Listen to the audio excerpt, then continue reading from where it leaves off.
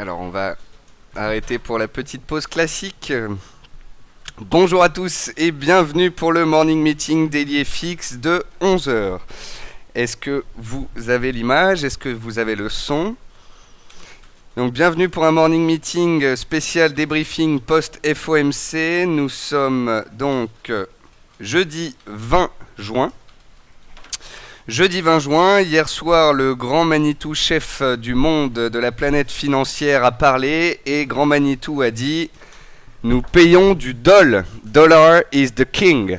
Donc nous avons une chute des matières premières cotées en dollars, nous avons une chute des paires du forex coté en dollars, nous avons une hausse des paires, tout simplement les paires en yens, puisque donc...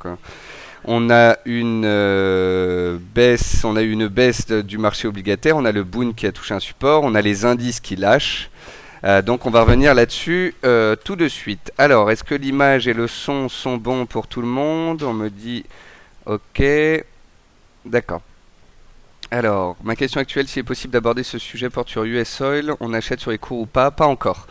Pas encore. Quand on a un mouvement aussi puissant, aussi violent qu'hier soir, qui concerne notamment les marchés américains, on attend une chose, c'est que les marchés américains ouvrent et nous donnent un petit peu la température. Moi, j'ai envie de voir ce que en pensent les Américains cet après-midi. Est-ce que c'était un coup de semonce hier soir et ce matin, et puis on arrive maintenant sur des gros supports et en fait les Américains repartent comme en 40? Ou est-ce qu'en fait on vient de donner des signaux vendeurs et tous les rebonds seront à vendre pour jouer des continuations de tendance baissière? Voilà. Donc ce que je vais faire, c'est que je vais revenir un petit peu sur ce qu'a dit Bernanke, les incidences que cela peut avoir sur le marché. Ensuite, on regardera toutes les configurations de marché. Il y a des opportunités où on était dans le bon, il y en a d'autres où on a été stoppé, c'est le jeu. Hier, je vous ai quand même répété à de très nombreuses reprises qu'avant une statistique aussi importante, eh bien, il était bon potentiellement de couper vos positions sur les marchés ou bien du moins de les alléger, d'ajuster vos stops et de ne pas vous mettre en situation risquée. Alors, petit avertissement, les opinions et informations de marché que l'on voit ici ne constituent en aucun cas des conseils d'investissement et vous devez être conscient des risques associés au marché d'échange. Alors, un petit débriefing post-FOMC. Donc, hier soir, 20h15, Bernanke a parlé et Bernie nous a dit que le quantitative easing, qui dure depuis maintenant 4 ans, avec le QE1, QE2, QE3, QE3+, eh bien, ce sera bientôt potentiellement terminé. Donc, la Fed a bien dit clairement qu'ils étaient prêts à entamer la baisse du quantitative easing fin d'année et à arrêter totalement de soutenir les marchés et de mettre de l'argent dans le système mi-2014. Quant à une hausse de taux aux États-Unis, elle ne viendrait que par la suite potentiellement en 2015. C'est quand même hallucinant parce qu'ils ont osé d'une part nous dire que le quantitative easing allait baisser, mais en plus de ça, d'autre part nous dire qu'un jour le quantitative easing s'arrêterait notamment peut-être mi-2014, et en plus les Américains qui sont déjà très regardants sur les taux ces derniers temps et qui se posaient des questions, eh bien ça y est, commence à se dire que d'ici 2 ans, les taux pourraient être montés aux États-Unis. Alors bien évidemment, en 2 ans, ça vous paraît loin, mais ce qui se passe potentiellement dans 1 ou 2 ans, eh bien c'est ce que joue la bourse au cours actuel. Voilà. Donc j'ai dit que Bernanke avait un peu tué le marché parce que je ne pensais pas qu'il oserait autant dévoiler d'éléments d'un coup. Je pensais qu'il nous donnerait peut-être une date de départ de ralentissement du QE, du quantitative easing, mais pas et la date de ralentissement, et la date de fin, et le possible hausse de taux. Donc, qu'est-ce que ça a entraîné tout ça? Alors, ça a entraîné une hausse du dollar américain parce que quantitative easing, ça veut dire injecter de l'argent dans le système. Ça veut dire augmenter la masse monétaire, ça veut dire faire pression sur la monnaie. Et donc, si on arrête le quantitative easing, eh bien on arrête de presser sur le dollar et le dollar peut littéralement s'envoler. En plus de ça, si on commence à parler de hausse de taux, le dollar peut encore plus s'envoler. Donc, le dollar aujourd'hui est vraiment la star. Il grimpe envers et contre tout, et il est redevenu, je dirais, en quelque sorte, l'actif privilégié des investisseurs, que ce soit dans une optique de refuge ou que ce soit pour jouer les perspectives de hausse de taux. Alors il y a une chose très importante qu'il faut que vous notiez, c'est que ces dernières séances, c'était hausse des indices, hausse des paires en yens, baisse des paires en dollars. Et là, c'est complètement changé. Les paires en dollars et les indices se sont resynchronisés comme on l'avait vu il y a 6-8 mois.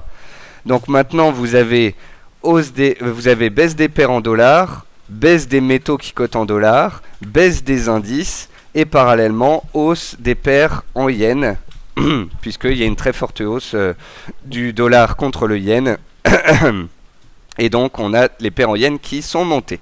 Alors je voulais revenir sur les quelques recommandations, analyses, préconisations des membres et analystes de la team DailyFX. Donc pour ma part, j'ai pendant une quinzaine de séances joué la hausse sur l'euro-dollar. J'ai acheté tous les jours, j'ai acheté tous les replis, j'ai joué la montée.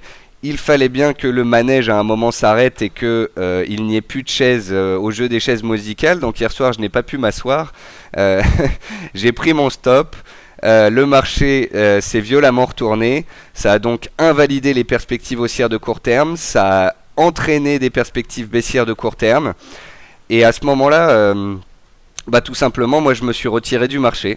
J'ai dit voilà. J'ai joué la hausse jusqu'ici, j'ai fait des gains, maintenant je suis à l'achat. Si ça monte c'est bien, si ça baisse c'est cassé. Le jouet est cassé. Eh bien mon jouet est cassé, donc je le mets de côté. J'attends un peu que le marché se stabilise, se calme. Et j'attends de voir, comme je vous l'ai dit, donc quelle sera la réaction des Américains cet après-midi. J'ai bien envie de voir si les Américains balayent leurs indices, les laissent se cracher à la baisse, ou bien si au contraire... Les Américains se disent, pour l'instant, il y a toujours du quantitative easing. Ce sera un quantitative easing, ce sera une baisse progressive.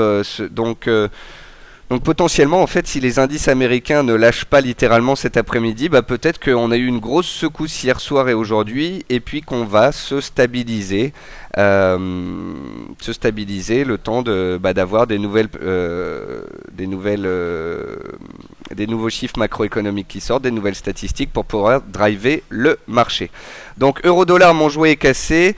AUD USD, GBP USD, chapeau à notre analyste junior Romain Cap, puisque Romain nous a envoyé voler, Vincent et moi.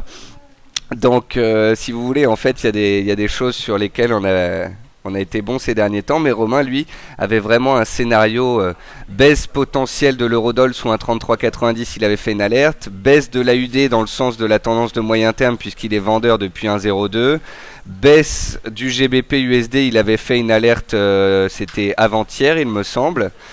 Et donc, dans ces cas-là, moi, en fait, je suis stoppé, je me retire du marché et puis je laisse la place aux gagnants. Donc, Romain, tu peux venir prendre le casque du morning meeting. Non, je rigole. Il est devenu tout rouge d'un coup. Mais Romain va vous faire, en tous les cas, c'est la mise à jour de ces paires-là, que ce soit sur le forum ou sur le site. Donc, Euro USD, AUD USD, GBP USD. Comme ça, vous verrez comment un vendeur gère sa position. Renforce potentiellement sur les prochaines cassures et ajuste ses stops par rapport aux positions qu'il a pris, puisque par exemple sur l'AUD USD, là Romain, avec ta vente à 96,30 tu gagnes 430 points en 5 jours, donc bravo à lui. Euro AUD et Euro NZD se sont donc envolés, donc ça c'est les paires croisées. Là je voulais féliciter Kali et Rezus qui font un sans faute. Nos deux Ishi Boys nous ont fait un suivi sur le forum et ont continué de préconiser des achats, donc bravo à eux et puis merci à vous pour avoir donc drivé les membres dans le bon sens. Sur les indices, on avait bien donc donné des résistances 3880, 3910. J'aurais bien aimé qu'on aille chercher les suivantes pour vendre plus haut. Vincent lui était resté vraiment vendeur sous 3880 tant que ça ne passait pas. Donc c'était bien vu de ta part, Vincent. Pour les paires en yens, il me semble que même si j'étais très dubitatif hier, Eh bien, je vous ai donné des achats sur cassure. J'avais donné un achat sur cassure sur l'USD-Yen à 95,80 et j'avais donné un achat sur cassure sur l'euro-yen à 108,10. Donc sur l'USD-Yen, vous gagnez 220 points et sur l'euro-yen, vous gagnez 130 points. Quant à l'or, eh bien l'or et l'argent, là c'est un grand bravo à Skoualos, alias Tonton, alias Pascal, pour tout simplement sa vision baissière permanente depuis 2 ans. Et il continue et il réitère, Pascal, de répéter tous les jours que c'est baissier, que les risques étaient baissiers, que ça pouvait se casser la figure. Et j'espère bien pour toi, Pascal, que tu t'es littéralement gavé sur l'or et l'argent, puisque l'or et l'argent, on vous avait montré des supports et on vous avait dit sous ces supports-là, c'est terminé. Je vous avais dit que l'or c'était 1360 le support majeur et que si on passait là-dessous, bah, c'était game over. Alors hier j'aimais bien la réaction des cours sur les 1360, mais c'est pas pour autant que je payais. Voir une belle réaction, ce n'est pas passé à l'achat. Suite à cette réaction, il aurait fallu confirmation, cassure de résistance pour passer à l'achat. Les résistances n'ont pas cassé, le support a lâché, il était donc possible de vendre. Donc voilà, je voudrais que vous reteniez 1. Le dollar à court terme reprend ses droits. Bernanke a fait l'erreur de mettre les marchés à risque. Ça veut dire qu'on va avoir un peu de la peur, un peu de volatilité et qu'on va avoir de nombreuses opportunités de trading en daily comme en intraday. Donc ça c'est une bonne chose. De 2, quand on a faux sur l'euro, on peut avoir bon sur autre chose. Donc sur les indices, on était resté baissier. Sur les paires en yens, on était acheteur s'il y avait des cassures. Donc diversifiez-vous aussi. Voilà, moi j'ai mes actifs, Romain en suit, Vincent en suit, on a aussi des membres super qui nous font des beaux suivis sur le forum. Donc encore une fois, vous avez tous les ingrédients pour aller sur différentes paires, sur différents actifs. Et puis de toute façon, quant à moi sur l'euro, je trouve pas que j'ai fait du mauvais travail. Je vous ai fait payer pendant 10 jours, pendant 10 jours c'est monté, puis un jour on a arrêté de monter, ce jour-là j'ai été stoppé. C'est un peu le jeu des chaises musicales, faut bien que ça s'arrête à un moment. Alors, je vais passer maintenant au graphique et donc je vais vous montrer les seuils clés. Donc le dollar index, on avait mis 2 flèches hier, on avait dit que si on cassait 10 580, ça s'envolait. Donc voilà, il s'est envolé et il revient maintenant vers ses plus hauts. Donc il revient quand même dans des zones de prix qu'on avait travaillé à de nombreuses reprises et qui pourraient ne pas passer tout de suite, même si elles devaient passer à moyen terme. C'est pour ça que, si vous voulez, là on a une très belle impulsion du dollar et si le dollar recule un petit peu, ce sera peut-être pour mieux foncer à la hausse. Mais là à court terme quand même il est bien monté. C'est pour ça que tout à l'heure on vous disait l'euro-dollar 1,3180-90. Rappelez-vous notre analyse, c'est un beau support, ça devrait réagir. Bon le dollar est sous résistance là, il a fait une belle envolée. Il faut le laisser un petit peu les choses se calmer et puis si vous voulez vendre, vendre de l'euro par exemple, ce serait bien qu'on ait un rebond sur l'euro. Le fameux euro-dollar, le voici. Donc l'euro-dollar était dans un range entre 1,27 et 1,32. Il est sorti par le haut. Il n'est pas allé jusqu'à 34,80. Il s'est arrêté à 34,10. Dommage. J'aurais bien voulu cette dernière jambe de hausse afin de pouvoir sortir mes positions acheteuses à la hausse, puisque j'attendais un 34,50, un 35, une zone de prix dans laquelle j'aurais volontiers coupé mes achats et reverse, mais Bernanke ne m'en a pas laissé le temps. Donc vous voyez que l'euro-dollar en fait en hebdomadaire est redevenu neutre, il était haussier, il est neutre et à 31,80 il est à proximité d'un gros seuil. Ouais. Et 10,800, Vincent me regarde et me dit ses résistances. Ouais, je viens bien de dire que le dollar vient de monter comme il faut, mais qu'il pourrait redescendre un petit peu, que l'euro-dollar est baissé rapidement et qu'il pourrait remonter un petit peu. Kali donc parlait de, ça doit être le nuage daily en Ishimoku qui fait peut-être résistance, on regardera ça sur le forum. Sur l'euro-dollar en données journalières, donc voilà, on avait une belle tendance en ligne, on avait une belle tendance comme ça, la tendance casse hier soir, les acheteurs sont stoppés et ne s'énervent pas. Vous avez bien vu, hier ma pyramide a été stoppée, j'ai tenté un achat sur le support, sur la tendance, sur les 33, 40, 50. Ce support a cassé et hop, j'ai relevé les mains de la station de trading, j'ai dit ok, j'ai perdu. J'ai perdu à court terme, l'euro va casser, il devrait donc aller vers un 32,80-33. Si ça casse, un 31,80. Donc les voilà, les 1,31,80, 1,32, on les a touchés ce matin. C'est quand même les plus hauts du mois d'avril. C'est le seuil qu'on a travaillé mi-juin pour passer en force, c'est la MM20. Croyez-moi, on ne va pas casser un seuil comme ça. On est toujours haussier en données journalières. On est donc peut-être dans une correction. Donc ici, c'est là où en fait il y a beaucoup d'options qui s'ouvrent à nous.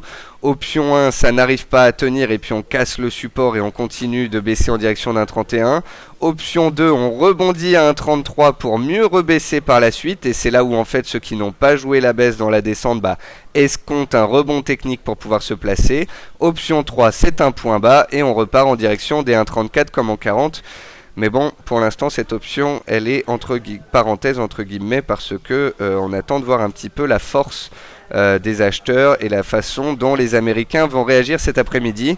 Donc, il y a des périodes où il faut savoir ne pas trader. Si vous voulez, hier soir, on a eu un changement de rhétorique de la Fed, un changement de tendance sur les marchés. Donc maintenant, j'attends un petit peu de voir comment les cours évoluent, comment se construisent support ou zone de résistance. Et alors, je me remettrai potentiellement à trader. Si je devais trader aujourd'hui, j'achèterais bien un 31,70 ou je vendrais bien un 32,60. Mais entre les deux, je suis très attentiste. Le plan haussier sur l'euro-dollar à court terme est remis à plus tard. On redevient neutre en journalier. D'ailleurs, je vais vous montrer ça. Donc ça, c'est très simple. C'était ma map monde, c'était mon champ de bataille pour trader l'euro-dollar en fait depuis 10 jours. L'euro-dollar donc était baissier pour moi sous un 31,80 puisqu'en journalier un 31,80 vous voyez que c'est le support majeur. Donc sous un 31,80 le euro-dollar est baissier. Entre un 31,80 et un 32,80, un 33 il est neutre. Donc on retrouve bien dans le journalier cette zone de neutralité, vous voyez, entre mon support et ma résistance des 1,32 et 1,33.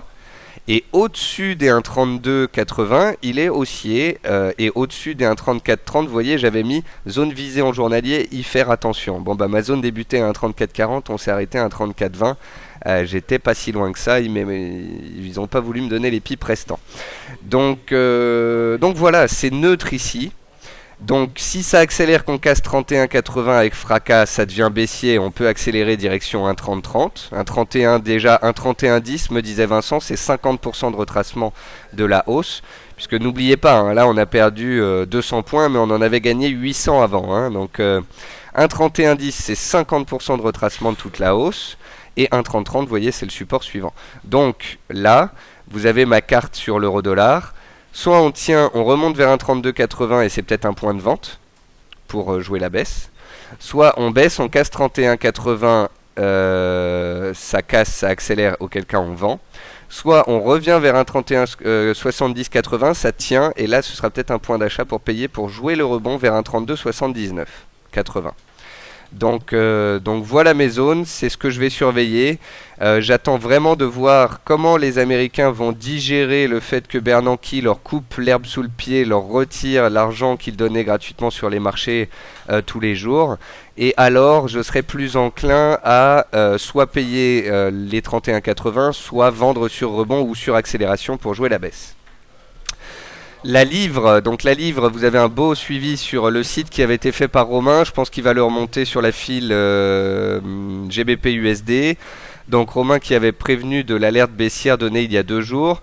Il y a 2 jours, nous on avait dit 55,80 c'est un support, ça se paye. On était remonté à 56,80, donc on avait pris 100 points sur le support. Donc il y en a qui avaient payé le support, qui avaient mis leur stop à 0, puis il y en a d'autres qui avaient vendu ce rebond vers 56,60. Karen Pelwell, il me semble, avait dit il faut casser 56,60 pour monter, donc au final on n'avait pas réussi.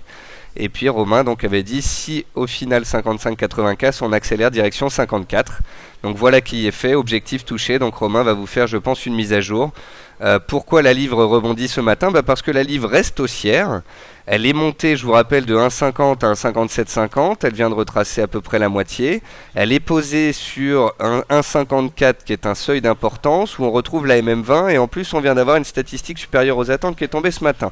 Donc tous les ingrédients pour dire qu'à court terme, le gros de la baisse est fait et maintenant on va voir comment se construit cette base-là. Et suite à la construction d'une base sur MM20, soit on casse et on jouera la baisse direction 52 et 1,50, soit on paye et on jouera retour à 56 voire 57. Alors l'AUD et le NZD c'est différent parce que vous savez que depuis 10 jours l'euro et la livre c'était haussier, par contre l'AUD et le NZD c'était déjà baissier. Donc en fait l'AUD et le NZD étaient les deux à pouvoir monter le plus si effectivement Bernanke ne parlait pas d'arrêt du QE, etc. Là il a fait la bêtise en quelque sorte de couper l'herbe sous le pied de tous les acheteurs. Donc l'AUD et le NZD se sont fait ratiboiser, se sont fait exploser la tronche. Donc le NZD qui était toujours aussi à moyen terme et qui avait bien rebondi la semaine dernière, il a tout perdu, il est revenu sur ses plus bas. Vous voyez que le NZD quand il était arrivé à 0,81, je vous avais mis une flèche verte, une flèche orange, je vous avais dit tout se passe là à 0,81. Maintenant qu'il est arrivé sur ses plus bas, on peut remettre ces flèches ici. Soit on tient 0,7770 et on a un rebond du NZD vers 0,79, soit on casse les plus bas, soit l'oblique haussière de moyen terme et le NZD a encore 200-300 points à enchaîner dans la foulée. Donc à vrai dire, vu la tendance baissière et vu les signaux donnés, on aurait plutôt tendance à vouloir vendre sur rebond désormais, mais comme je vous l'ai dit, j'attends que les Américains confirment. Mais il est clair que vu les signaux donnés, euro, livre, AUD, NZD, vendre les rebonds pourrait s'avérer plus légitime. Et puis l'AUD, c'est ça, c'est baisse jusqu'à 0,96, réaction de 200 points, baisse jusqu'à 0,94, réaction de 200 points et rebaisse. L'AUD est une des paires les plus baissières, en hebdo il a tout cassé.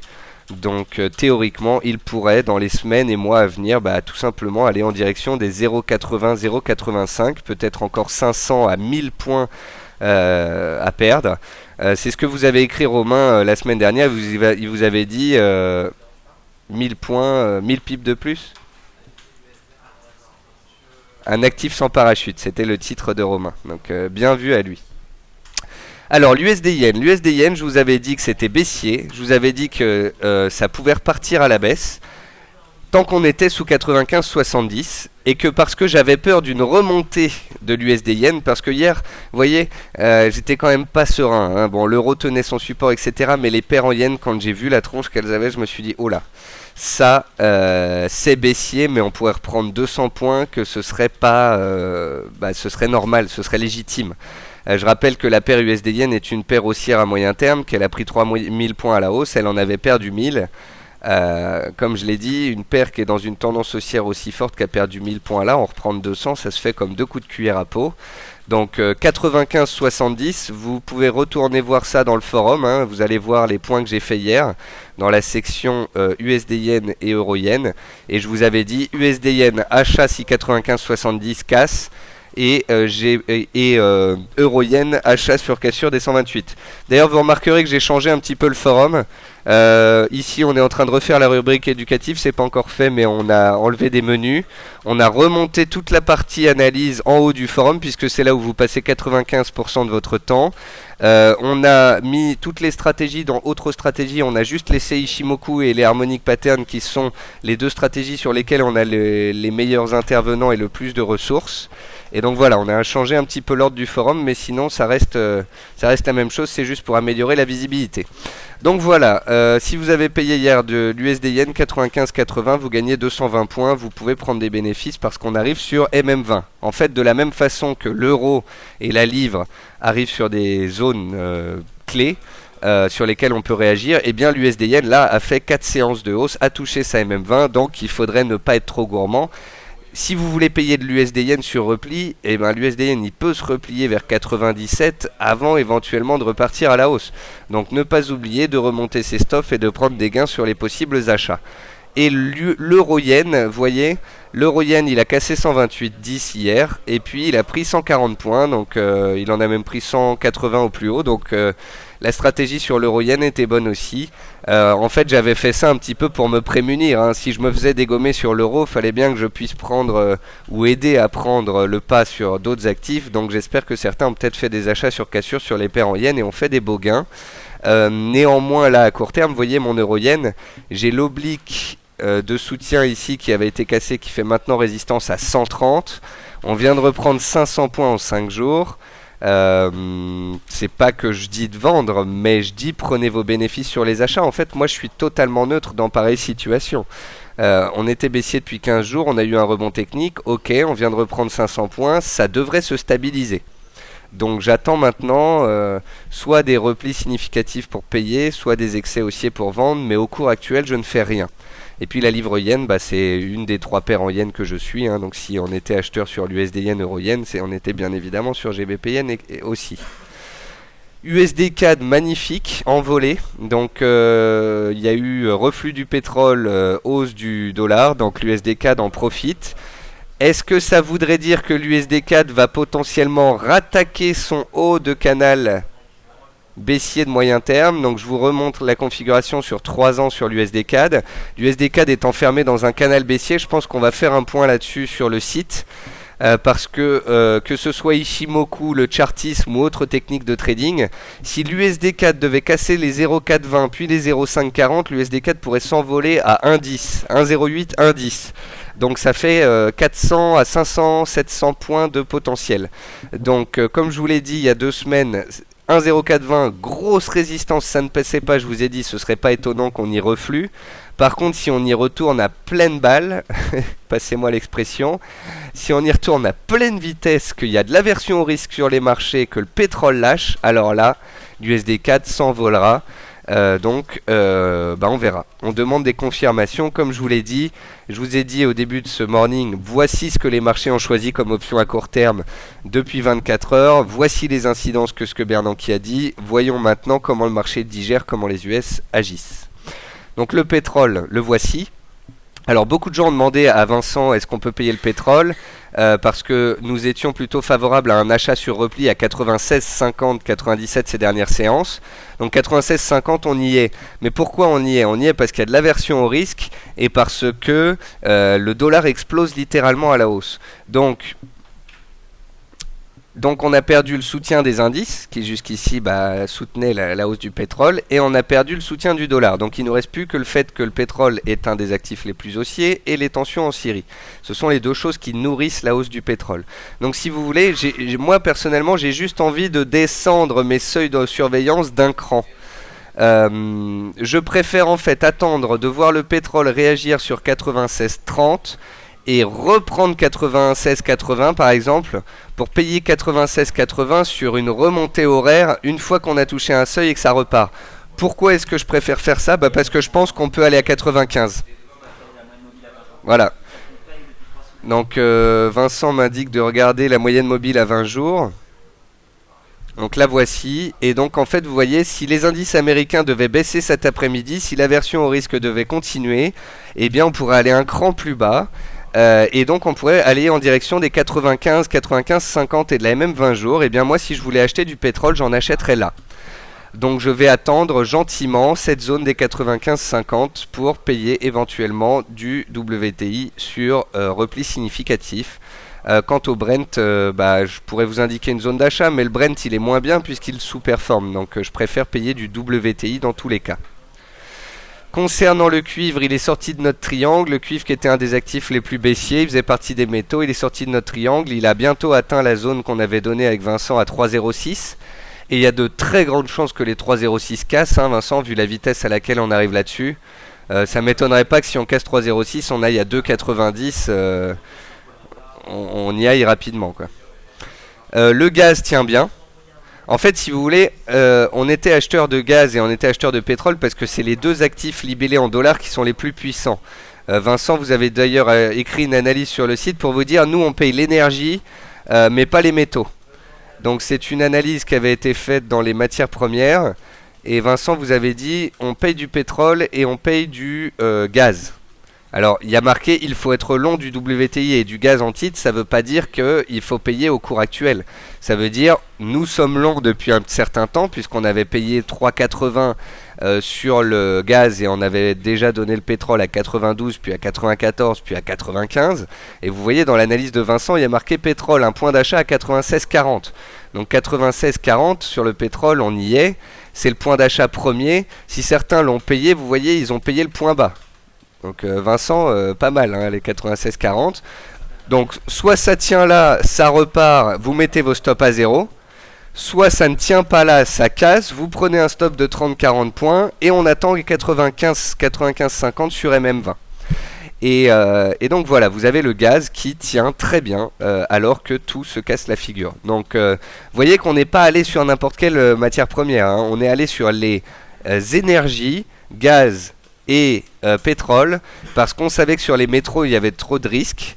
Le cuivre était foncièrement baissier, l'argent était foncièrement baissier, c'est craché, puis là arrive vers les 20, mais bon, pour moi ça peut continuer de baisser. Et l'or, j'aimais bien la réaction sur les 1360 hier, on était remonté à 1375, et je me suis dit, bon bah, allez, j'attends un signal, soit on casse 1400 à la hausse et ça se paye, soit on casse 1360 à la baisse, ça se vend. Je crois que vous avez eu la réponse plutôt rapidement hier soir. Cassure des 1360, cassure des 1340.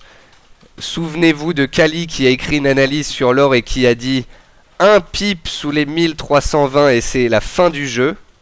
Donc c'est la fameuse tête de Shinku, si je ne dis pas de bêtises. Kali, reprends-moi. Donc un poil de cheveux sous les 1320, c'était la Bérésina, elle est en cours. Autant que sur l'euro AUD, c'était un poil de cheveux au-dessus des 42,50.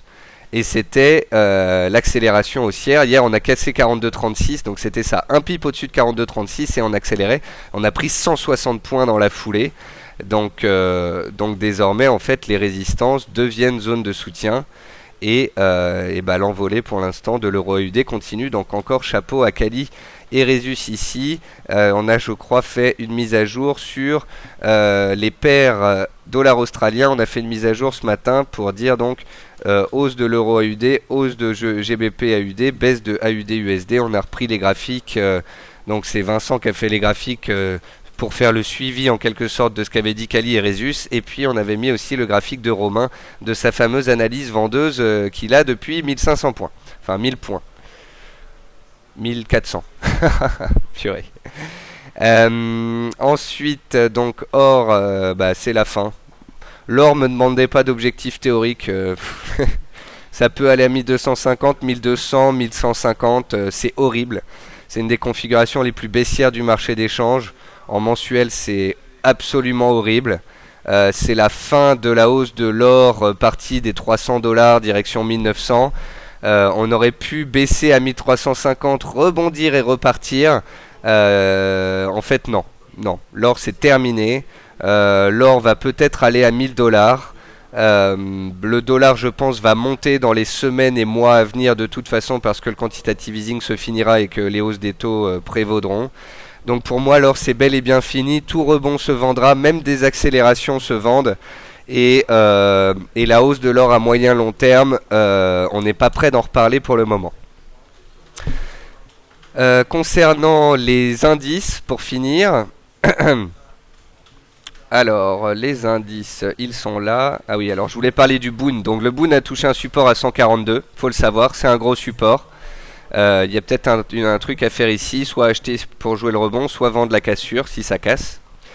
Concernant les indices, donc pas de quantitative easing, ou du moins diminution du quantitative easing, ça veut dire diminution de l'argent mis dans le système. Ça veut dire baisse des indices, donc baisse du CAC sous 3380. Je pensais en fait qu'on allait aller chercher MM20, et c'est MM20 qui est venu au cours. Vous voyez ? Ça fait 3 jours qu'on était en fait sous 3880 et je disais j'aimerais bien qu'on fasse la petite mèche au-dessus, toucher 3910. Et en fait c'est pas les cours qui sont allés faire l'excès à MM20, c'est MM20 qui a baissé au cours et qui maintenant est à 3880. Donc pour ceux qui avaient vendu, bravo, moi j'attendais un point de vente, je ne l'ai pas eu. Maintenant on arrive vers les plus bas de la semaine passée, on arrive vers le bas de canal 3730. Tout dépendra des Américains. Je pense que les Américains vont encore baisser un petit peu, ils ont de la marge pour revenir sur le support. Donc le CAC pourrait continuer de baisser vers 3700, 3720. Et ensuite, tout se jouera sur les indices américains ici. Si les Américains cassent leur support des 4920, des 4900, alors les indices américains deviennent baissiers, le CAC devient franchement baissier et pourrait aller directement aux 3580, 3600. Le dollar pourrait s'envoler, les paires en dollars se feraient complètement éclater la tronche. Donc tout va dépendre des Américains. C'est pour ça que j'ai commencé ce morning meeting en vous disant on va attendre cet après-midi pour voir comment les Américains digèrent ce que vient de dire Bernanke. Les Américains savaient qu'on allait baisser le quantitative easing, savaient qu'il allait y avoir des spéculations sur les taux, mais ils espéraient que ça ne se fasse pas tout de suite. Ça s'est fait. Bernanke a prononcé la sentence, il a tiré l'alarme. Donc les Américains rebaissent. D'ailleurs, vous remarquez que en fait, j'avais tracé un canal ici en bleu. Je vous avais dit, vous voyez, on est pile poil sous l'oblique. Soit ça passe en force, on va chercher des nouveaux plus hauts, soit ça reflue. Et en cas de cassure des mêmes 20, on passerait baissier. Donc en fait, hier, on n'a pas cassé la résistance. On est revenu sur MM20. MM20 a cassé. C'était le signal vendeur. Donc sous 15 200, des ventes étaient possibles. Et maintenant, on vise le support à 14 900 pour les vendeurs, potentiellement. Si les Américains devaient rebondir entre 14 900 et 15 000 et rester dans un range entre 14 900 et 15 200, 300, donc si les Américains devaient baisser aujourd'hui, voire demain, et au final tenir le support et se mettre à plat, alors on aurait une stabilisation des matières premières et de l'euro-dollar et autres. Si les Américains vont en ligne droite à 14 900, cassent 14 900 et envoient les indices à la cave, c'est le CAC à 3600, c'est l'euro-dollar à 1,30 voire 1,29, c'est la Bérésina sur les matières premières. Donc on regardera bien ce que font les Américains cet après-midi et on affinera nos scénarios d'entrée intraday, soit en attendant des rebonds, soit en jouant des cassures, sur les paires du Forex, les indices et les matières premières, en fonction des Américains cet après-midi. Concernant l'USD HKD, on est en train de redescendre vers 7,45. Moi, j'ai un ordre d'achat qui attend là-bas. AUDNZD, ça ne prend toujours pas. Et cette paire-là, en fait, je l'ai totalement mis de côté. L'euro CHF, je ne la traite pas. L'euro DKK non plus. J'ai pas grand-chose à dire là-dessus. Donc, pour récapituler une dernière fois, le dollar a repris du poil de la bête et à moyen terme, il reste foncièrement haussier. Et en fait, pour les prochains mois, voire années, le dollar pourrait continuer d'être haussier puisque les taux vont potentiellement remonter en 2015 et le quantitative easing va arrêter de presser le dollar à la baisse, chose qu'il ne faisait plus déjà depuis un certain temps parce que les opérateurs payaient du dollar pour jouer la reprise économique aux États-Unis. Donc, le dollar a perspective haussière. L'euro est neutralisé et s'il casse 31,80 perspective baissière, ceux qui attendent un rebond pour vendre, on aimerait bien avoir 32, 50, 60 pour pouvoir vendre et jouer la suite. Si suite baissière il doit y avoir. GBP a bien baissé, est revenu se neutraliser, en fait la tendance haussière se neutralise, on est là qui tout double sur un 54. Donc il y a ceux qui payent, il y a ceux qui attendent que le rebond se fasse pour pouvoir vendre sur rebond vers 55 voire 55,80 pour jouer potentiellement la baisse.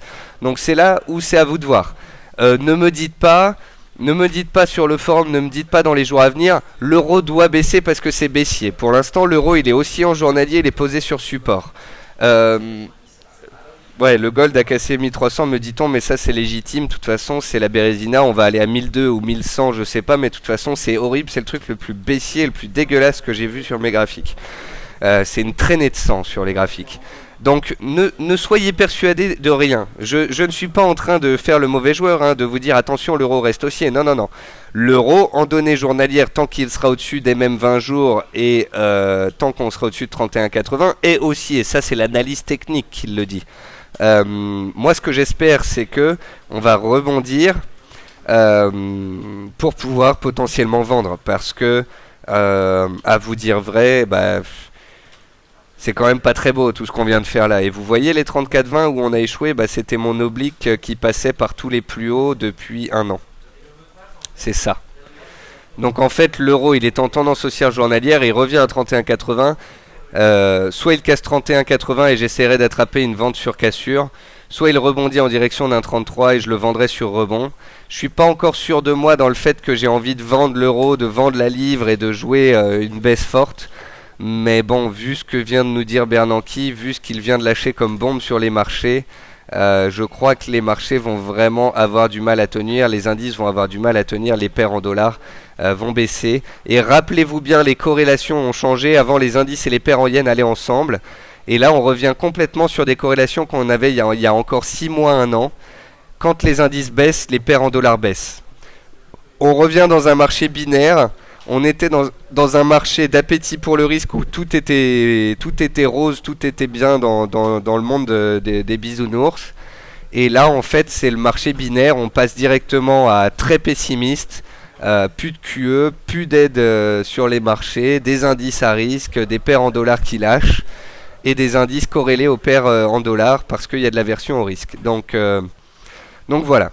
Notez bien qu'on est arrivé maintenant sur des premiers objectifs sur certaines paires et certains actifs.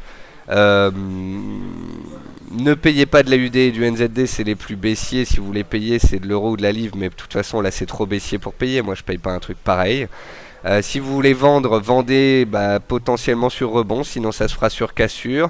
Les paires en yens, vous avez pris des gains sur les 3 dernières séances, n'hésitez pas à prendre des bénéfices. En fait c'est là où je bloque un petit peu, c'est que normalement quand il y a aversion au risque, il y a baisse des indices, baisse des paires en dollars, mais aussi baisse des paires en yens parce que le yen est recherché. Or actuellement le yen n'est pas encore recherché parce que l'aversion au risque, je pense, n'est pas encore assez forte. Donc si les indices américains devaient vraiment casser à la baisse, là on aurait de l'aversion au risque, là on aurait baisse de tous les actifs en dollars, mais on aurait aussi et on aurait hausse du CHF, hausse du yen. On aurait hausse du CHF et hausse du yen ouais. Donc en fait c'est pour ça que sur l'USD CHF et l'USD yen c'est bien monté, mais il faut faire attention, c'est peut-être pas les meilleures paires avec lesquelles on peut jouer ce qui se passe en ce moment sur les marchés. Parce que vous voyez, s'il y a vraiment de l'aversion au risque, le yen redeviendra plus fort que le dollar et l'USD yen rebaissera. Si vous vous dites, moi j'ai envie de jouer un crash des indices et une explosion haussière des paires en yens, je pense pas que vous êtes bon. Parce que s'il y a crash des indices, les paires en yens vont arrêter de monter. Donc il y a vraiment des nouvelles corrélations qui se mettent en place. Il faut voir comment les Américains digèrent ce FOMC aujourd'hui. Moi je suis complètement hors marché. Je suis en surveillance acheteur de pétrole si on va à 95. Je suis stoppé sur l'euro évidemment. Je suis toujours acheteur du gaz à 3,80 et ça se passe bien. Et puis voilà, j'avais pas plus d'ordre que ça de placer, j'attendais. Donc voilà, maintenant je vais attendre que le marché se stabilise un peu, voir comment les Américains voient la chose cet après-midi. Et puis on essaiera de trouver des paires sur lesquelles soit jouer des rebonds, soit jouer des cassures, soit jouer des ventes sur rebonds. Je vais vous mettre tous mes graphiques à jour avec ce que je viens de vous dire sur le morning ce matin. Et puis si j'ai des infos dans la journée, des news, des liens, des mises à jour à vous faire, je vous les posterai sur le forum. Donc vous allez avoir, je pense, sur le site une ribambelle de mise à jour de la part de Romain, de Vincent, de Karen. Vous avez mon morning, vous avez suite cet après-midi avec Vincent à 15h15. Encore bravo à Vincent pour le plus gros live Daily FX organisé hier soir avec 750 personnes. Donc le carton plein. J'ai écouté Vincent au début, c'était un peu le speed, le stress, tout a cassé d'un coup, c'était ultra violent, mais derrière factualité, analyse, je pense qu'il a bien vu que tout cassait, que le marché se retournait et maintenant on va tout simplement faire tout pour vous mettre à jour nos cartes de trading, nos champs de bataille, nos graphiques pour vous aider donc à jouer la suite. Alors je vais maintenant regarder un petit peu vos questions. Étienne me dit, j'ai shorté la cassure des 1320 sur l'or, est-ce trop vite pour mettre stop 0? Comment pyramidalisez-vous? Déjà, si vous voulez pyramidaliser, vous pyramidalisez dès le début. Ça veut dire vendre à 1390, renforcer à 1360 sur cassure, renforcer à 1340 sur cassure, renforcer à 1320 sur cassure, et peut-être renforcer à 1300 sur cassure. Là, vous me dites, j'ai vendu à 1320 après une baisse de 70 $, quand est-ce que je peux renforcer? J'ai envie de vous dire, déjà, vous vendez un peu bas. Vous avez bien vendu, hein, attention, vous avez bien vendu puisque vous avez joué une cassure des plus bas à 1320. Par contre, vous n'avez pas vendu tout en haut. Donc, vous êtes vendeur à 1320, c'est bien. Vous êtes en gain, c'est bien. Vous gagnez 20 $ actuellement. Mettre un stop 0 me semble possible, parce que ça veut dire que si on remonte à 1320 et que vous êtes stoppé à 0, c'est qu'on remonterait vers 1340-50, auquel cas vous auriez l'opportunité de revendre plus haut. Donc moi, d'une part, sur cette position-là, je mettrai un stop à 0. D'autre part, je ne pyramidaliserai pas puisque je n'ai pas un timing assez optimum. Faut pas oublier que le point de départ d'une pyramidalisation, c'est de payer un point bas ou de vendre un point haut. Donc pour être en pyramidalisation sur l'or, il aurait fallu vendre 1390, mettre un ordre de renfort sous 1360, un ordre de renfort sous 1340, un ordre de renfort sous 1320. C'est pas maintenant, après 90 $ de baisse en ligne droite, qu'on se dit tiens, si je pyramidalisais. C'est pas méchant, hein, c'est juste pour bien recadrer, que vous fassiez pas de bêtises à renforcer trop vite. Phil NFP, donc un membre du forum, me dit bravo Nicolas, je t'ai suivi à la trace et je suis sorti comme tu l'avais préconisé avant le FOMC en énorme gain. Ça me fait plaisir Phil, et puis maintenant on va voir comment jouer la suite. Lionel dit patience donc, j'ai saisi la chute de l'or à 1343, bravo Lionel, j'ai renforcé à 1313, c'est pas mal. J'ai aussi suivi vos avis sur Forex, donc position bénéficiaire partout et stop 0, je suis en zen attitude. Bah voilà qui fait plaisir Lionel, je sais que vous aviez eu des difficultés la semaine dernière, j'espère que vous avez réduit un peu l'effet de levier et que ça se passe bien. Bernanke en service commandé devait balayer le terrain pour son successeur janvier 2014, effectivement. Il se pourrait que Bernanke vienne de buter les marchés avant tout simplement de prendre sa retraite. Forex Gump me dit pourquoi Romain ne fait pas de temps en temps des mornings. Parce que Romain est analyste junior, parce que Romain prend de la bouteille. Romain a commencé par faire des points sur le forum, puis il a commencé à tweeter, puis il a commencé à faire des analyses, puis il va commencer à faire des webinaires éducatifs l'après-midi, et ensuite vous le verrez sur des émissions, et ensuite sur BFM. Il y a des marches à passer hein, chez DailyFX. On peut pas tout de suite passer senior analyste. Bonjour Nicolas, pour le QE je pense que les dés sont pipés car tout dépendra du chômage. Ben sait que le chômage ne baissera pas donc il ne prend pas de risque dans ses annonces. C'est pas faux mais j'ai l'impression qu'il se concentre sur le chômage désormais pour la hausse de taux et non plus pour la baisse du quantitative easing. Donc la baisse du quantitative easing elle est actée qu'on ait baisse du chômage à 6,5 ou pas. Donc je pense que y a hausse du dollar même si le chômage n'est pas à 6,5. Alain me dit SSI 70% de vendeurs super fort les particuliers lol. Alors ça fait partie des vendeurs qui se sont fait piétiner pendant 15 jours. Je vais tout de suite arrêter le débat là. Sachez que moi je suis bon joueur, d'accord ? Ça fait 10 jours que je joue l'euro à la hausse et que si je le paye et que si je joue la hausse, c'est d'une part pour vous faire gagner à la hausse, d'autre part pour éviter que vous fassiez exploser par le marché. J'ai eu raison 10 jours d'affilée, j'ai eu tort une fois. Alors s'il vous plaît les vendeurs, parce que vous vous êtes fait exploser pendant une semaine, parce qu'on ne vous voyait plus sur le forum, parce qu'on ne vous voyait plus sur Twitter, ne revenez pas sur le forum aigri en me disant « Alors Nicolas, tu fais moi le malin ?» Parce que moi, la première chose que j'ai fait hier soir en allant sur le forum, c'est dire « Bravo !»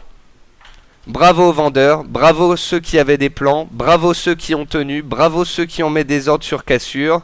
J'espère que vous faites désormais de beaux gains et je vous passe la main. Nous sommes non pas sur le forum et sur le site dans un esprit de compétition, à part avec nos concurrents, mais comme vous l'avez vu, on les voit plus trop de toute façon. Donc, je suis pas en compétition, je suis en entraide. On s'entraide entre membres, on s'entraide entre analystes. Si un analyste a faux, un autre essaye de prendre le pas et de rattraper le coup. Et c'est ça le but de DailyFX. Si vous venez sur le forum pour me dire Nicolas t'es un gus, moi je suis vendeur et je me gave, je vous répondrai pas, je vous virerai pas non plus, mais vous me désintéressez complètement. Nous sommes dans une optique éducative et de se tirer vers le haut. Voilà. Quant au meilleur moyen de retourner un SSI pour le passer de 70% de vendeurs à 70% d'acheteurs, c'est de mettre 200 pips à la baisse tout droit. Et c'est ce que nous sommes en train de faire. Donc il y a de grandes chances que le SSI se retourne à l'achat très rapidement, parce que les particuliers vont passer à l'achat. Parce que les particuliers qui étaient vendeurs à 70%, quand on a baissé de 50 points hier, ils ont tous coupé les ventes et ils sont passés à l'achat. Je le sais et j'en suis persuadé, et vous verrez le SSI, non peut-être pas cet après-midi, mais demain. Si l'euro casse 1,3180 ce jour et continue de se cracher, le SSI passera acheteur d'ici 2 séances et on aura plus de 50% d'acheteurs sur les marchés et les particuliers, une nouvelle fois, majoritairement, se feront avoir. Donc je suis entièrement d'accord, il y a eu un changement de marché, le SSI devrait se retourner et les vendeurs prennent la main. Je leur concède donc la balle et je les félicite encore une fois, comme j'ai félicité Pascal pour son avis tranché sur les matières premières. Vincent sur les indices et Romain sur AUD-USD et GBP-USD. Voilà. Pierre me dit WTI a fait un joli rebond, mais peut-il aller chercher les 100?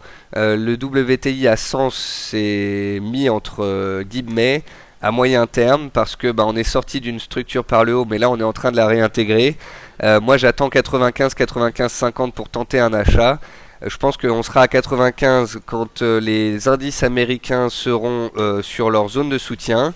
Si la zone de soutien des indices américains tient, ça veut dire que mon pétrole tiendra à 95 et qu'il repartira à la hausse, auquel cas je vais payer puis je vais mettre stop 0 par la suite. Si on casse 95, j'oublie les 100 et je redeviens tout à fait neutre à moyen terme sur le pétrole.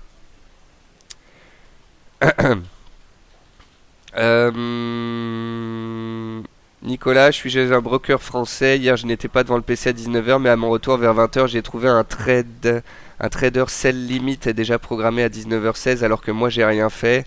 Est-ce qu'il y a des brokers qui agissent sur les comptes de leurs clients?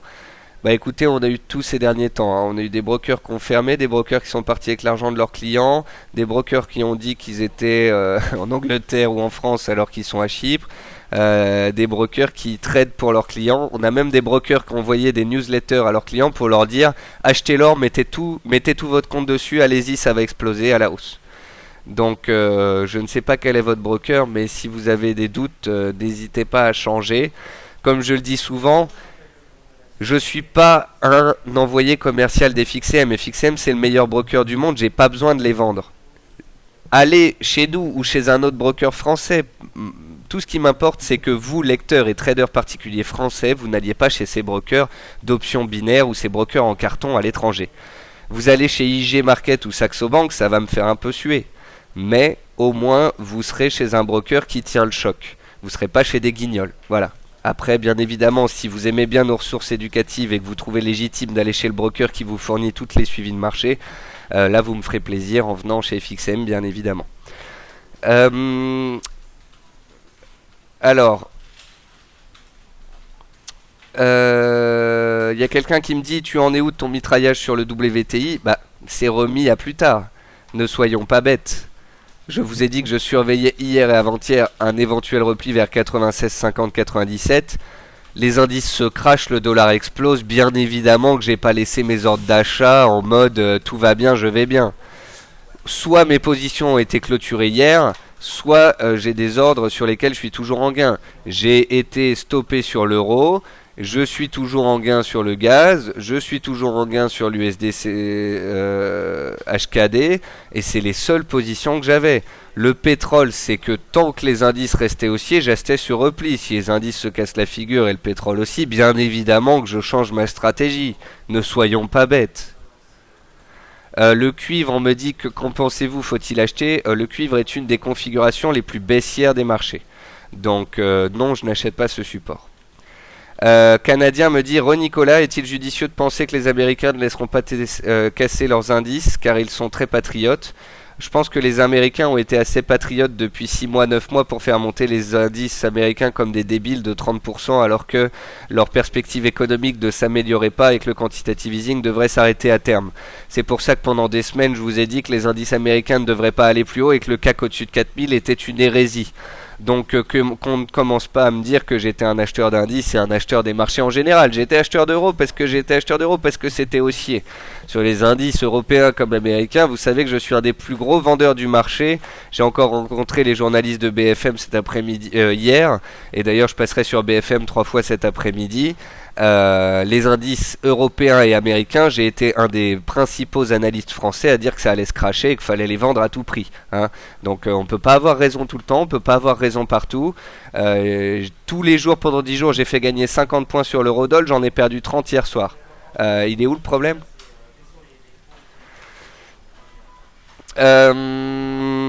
Alors pétrole, on peut aussi... Bon, le pétrole, je vous ai dit j'attends 95, on va pas tergiverser.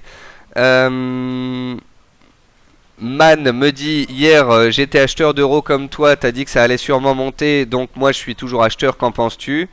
Bah je pense que vous n'avez pas de stop. Ça n'existe pas les stops sur votre plateforme. Vous êtes acheteur sur l'euro en CFD, donc vous n'êtes pas client FXCM. Je vous rappelle que j'ai posté une vingtaine de graphiques, que j'ai donné mes invalidations, que j'ai dit que j'étais acheteur stop 0 à 33,80, que le support était à 33,50 et que si on cassait 33,50 c'était la Bérésina. Donc je vois pas comment vous pouvez avoir gardé vos achats, c'est du suicide.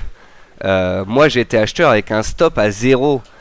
Quand ça a cassé hier, j'ai pris mon stop, j'ai rien perdu. Alors arrêtez de me dire que ma stratégie n'était pas bonne ou quoi. Elle a été bonne pendant 10 jours. Elle a été perdante d'un stop de 30 points. C'est ridicule.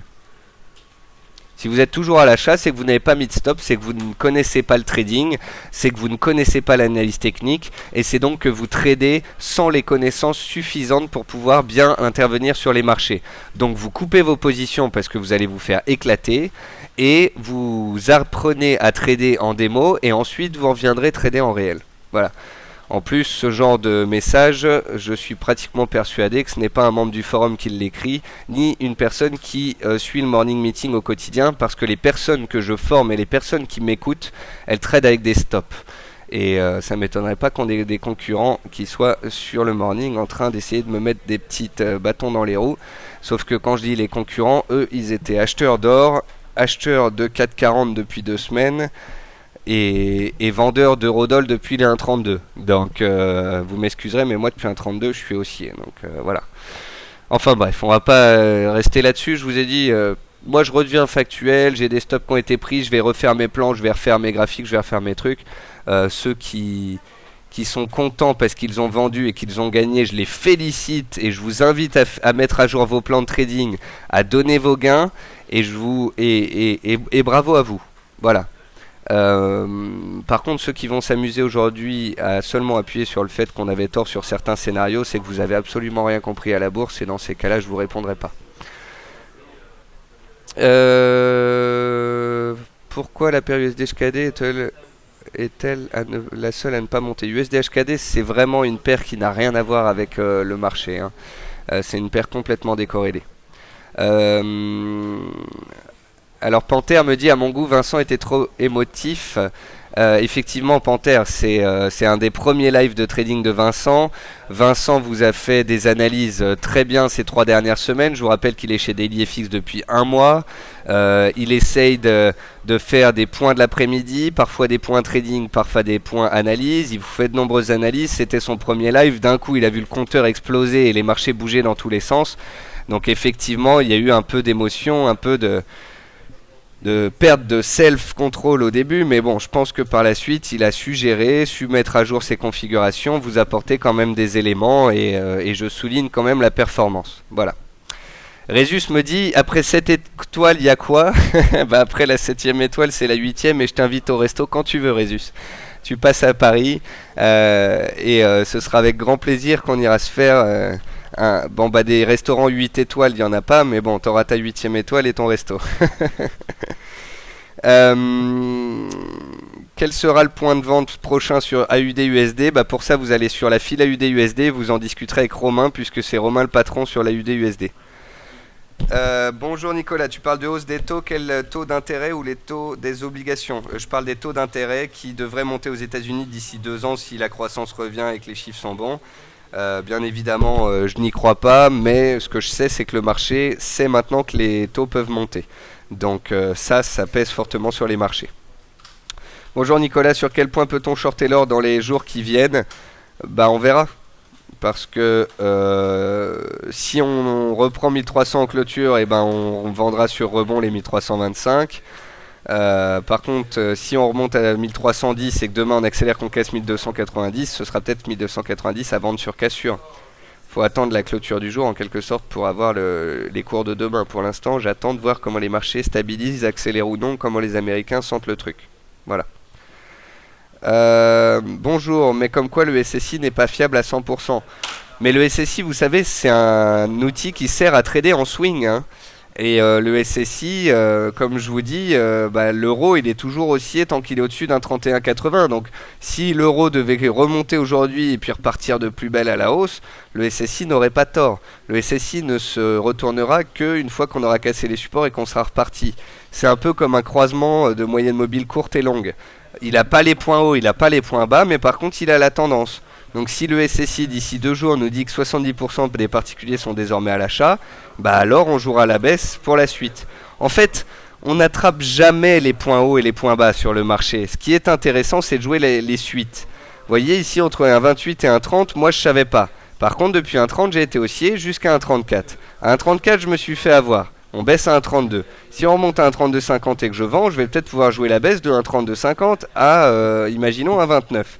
Donc j'ai jamais payé en bas, j'ai jamais vendu tout en haut. Mais par contre, une fois que les signaux sont donnés, j'ai pu jouer les morceaux restants des tendances sur le marché. Et c'est ça le trading. Je ne comprends pas pourquoi le dollar monte alors qu'on imprime de plus en plus. Non, le dollar, on va imprimer de moins en moins.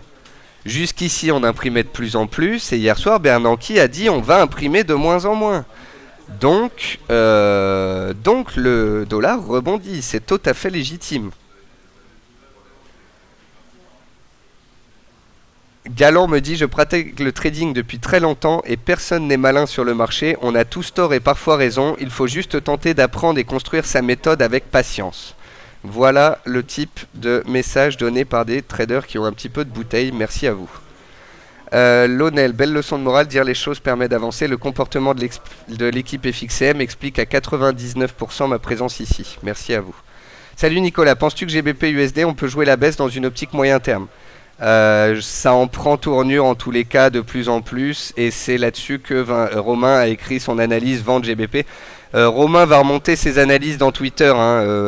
Là vous venez de finir le morning, je sais qu'il les a déjà remonté ce matin mais il va le refaire tout au long de la journée. Vous retrouverez les analyses qu'il a écrites il y a 2, 3, 4 séances sur GBP et AUD et vous retrouverez ces mises à jour ensuite sur le forum ou dans la journée à ce sujet.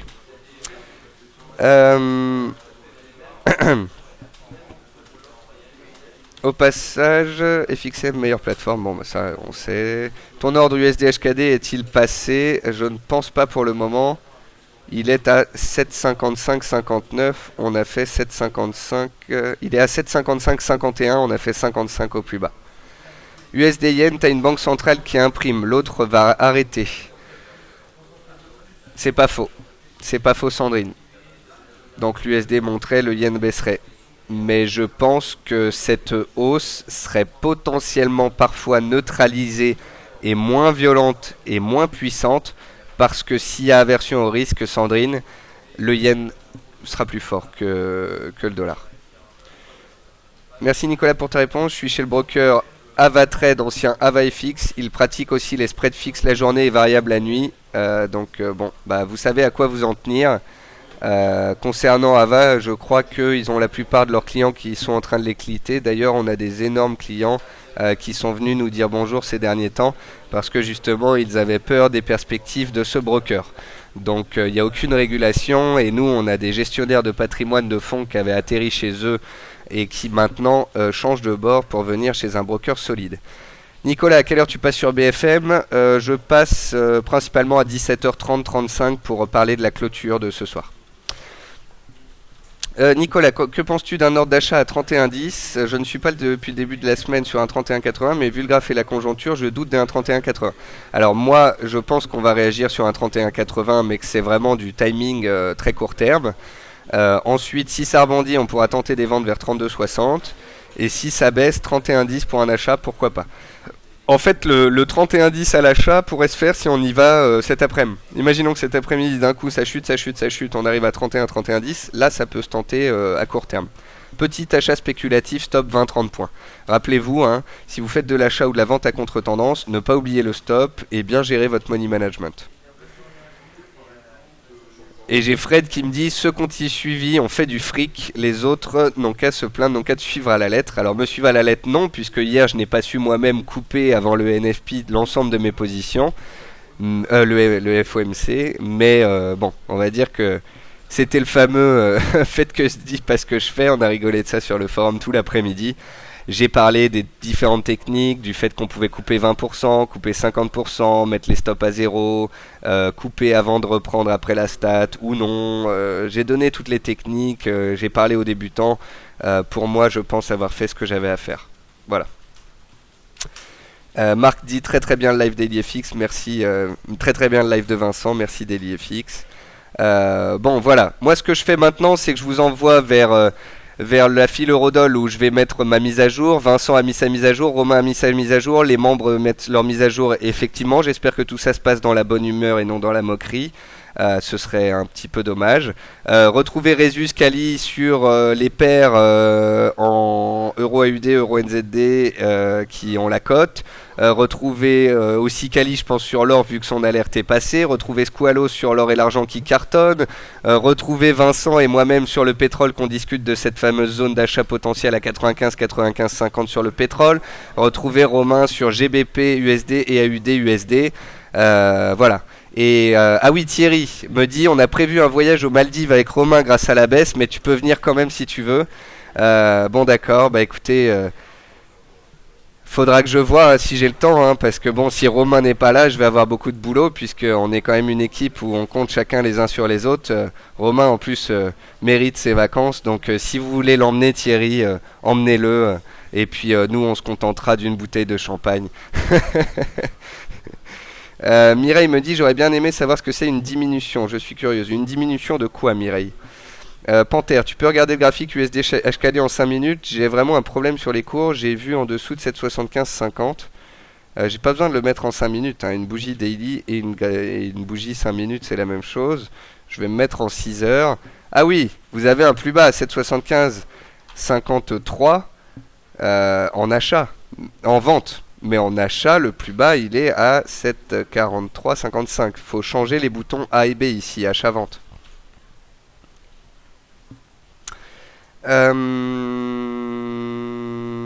Tac, tac, tac. Je suis long sur le CAC à 3741 avec un stop de 20 points. Je vise 3775. Bah écoutez, vous achetez du CAC non loin de son bas de support moyen terme, non loin de ses plus bas de la semaine dernière.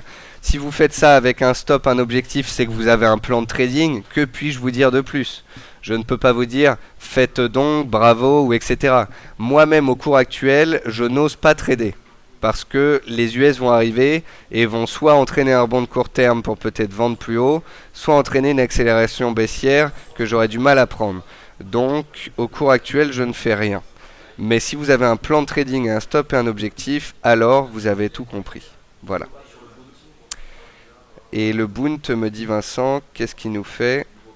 Ah, nouveau plus bas. Donc il y a accélération vers le support et peut-être une cassure à jouer sur le Bund si les 142 cassent. Ouais. Bon voilà, et le NZD accélère aussi, donc danger de cassure ici aussi. Les paires en yens, moi je repasse neutre et je pense qu'à court terme des objectifs ont été touchés. Et les indices et les paires en dollars, je garde un biais baissier désormais car... donc je disais, je vais, au lieu d'avoir un biais haussier dans la tête, quel que soit le graphique, je vais désormais avoir un biais, au lieu d'avoir un biais haussier, je vais avoir un biais baissier sur les paires en dollars. Donc, moi j'espère qu'on va stabiliser la situation ici et qu'on va permettre aux acheteurs des supports de faire des petits gains sur les rebonds de court terme en intraday. Et si ça rebondit cet après-midi ou demain, eh bien j'espère que si on doit baisser par la suite, j'aurai des opportunités de vente sur rebond. Donc par exemple, si l'euro devait rebondir à 32,60, eh bien moi je pense que je tenterai une vente pour jouer une inversion de tendance, puisque tout ça ressemble de plus en plus à une inversion de tendance. Mais étant donné que je n'en suis pas certain, étant donné qu'il nous faut des signaux, des confirmations, des US, du dollar index et autres, je vais patienter, je vais gentiment regarder ce qui se passe. Je vais aller mettre mes graphiques à jour sur le forum. Je vais aller féliciter les vendeurs encore une fois. Et je vais être le plus factuel possible. Voilà. Sur ce, il est midi 10. Ça fait 1 heure. Je pense qu'on a fait un beau point suite à ce FOMC. Que ce soit sur la façon de voir les marchés, que ce soit sur les incidences de ce que Bernanke vient dire, que les différentes sections du forum où vous pouvez retrouver nos spécialistes d'EliFX, que ce soit des membres expérimentés ou des analystes. Je vous remercie à tous pour votre présence et vos commentaires. Je remercie principalement ceux qui ont compris que le trading c'était parfois des gains, parfois des pertes. Et pour vos encouragements à continuer toujours à nous améliorer et à vous donner tout simplement de plus en plus d'infos. Voilà, sur ce, je vous souhaite un très bon appétit, une très bonne après-midi. Vous retrouvez Vincent à 15h15 cet après-midi. Et puis vous me retrouvez moi sur le site et le forum. Je vous souhaite une bonne journée et à demain.